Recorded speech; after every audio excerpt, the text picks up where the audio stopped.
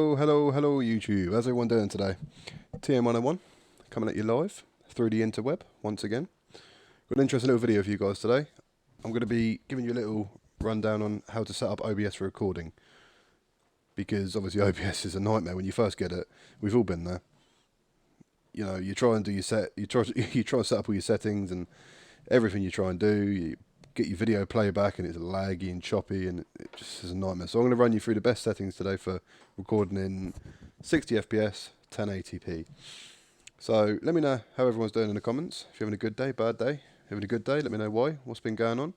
If you're having a bad day, let me know why, and I'll try and cheer you up as usual.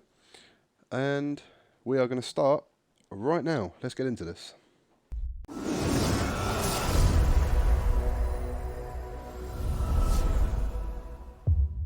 So, straight into settings. Right, let's get this going. First things first, general theme. You want your theme dark. This is just the best. Pretty sure it's default, 'cause that's what it says. If not, you know, you don't want these other ones. Look at that. Ew. Not a big fan of that either. Just keep it on dark. You know, that's fine, honestly. We're going into output, recording. This is the big bit. So mine's greyed out because I'm recording, but you'll have these little drop down boxes and this will all be in white. Kind of like, it'll all look like this, okay? So we leave this on standard, recording path, right? Now, you set this to where you want your OBS videos to go. I've got a good little system set up. So my videos go into OBS recordings, and then from OBS recordings, they go into OpenShot, which is where I've edit them. Then from there, they get exported into my edited videos. And then when I upload them to YouTube, I'll put them into my uploaded videos section, just to keep for safekeeping. Okay, I've also got a couple of extra little things down here. Some extra little folders just for the bits I need. This is just the way I'll set things up. You copy it if you like. I find it quite useful. But I'll get back into where we were. So that is that. Recording format, recording format, MP4. Audio track, leave the same. Encoder. This is an important one. You want NVIDIA NVENC H.264 new. Now make sure it says new, because there is a version of this that isn't new. Make sure it's the new one. Now what this is, if you have a 10 series or 20 series graphics card, okay, the graphics card now does the encoding for you with its built-in architecture. So it's much more useful than encoding from a CPU because it uses less resources and gives you a better quality product. So make sure you use that one. So this is a big one. You come down to rate control, CBR. This is your custom bit rate. So anything between 15 and 18,000 kilobits per second is perfect for 1080p 60 FPS. So use either between 15 or 18, just use 15 like I have, it works a treat. Little tip for you, if you go into Google, right, and type in YouTube bitrate, oh, what is going on there? Recommendation. They have their own recommendations for you. So you can see here, for example, if you want to record in 1080p at 60 FPS, okay, it says 12 megabits per second. That translates obviously into 12,000 because it's 1,000 kilobits in a megabit. So then you come in here and type 12,000 in here if you want to follow YouTube's recommendations. But I say just do 15,000. It's great. Also, if you want to go further into this little guide, you can come in here and they have more information. Click the little drop down boxes, have a gander, teach yourself some stuff. It's a good little source of information. Keyframe intervals, 2. Preset. Right, so if you have a 20 series card, so RTX 2060 plus, leave it on max quality because it can handle that fine.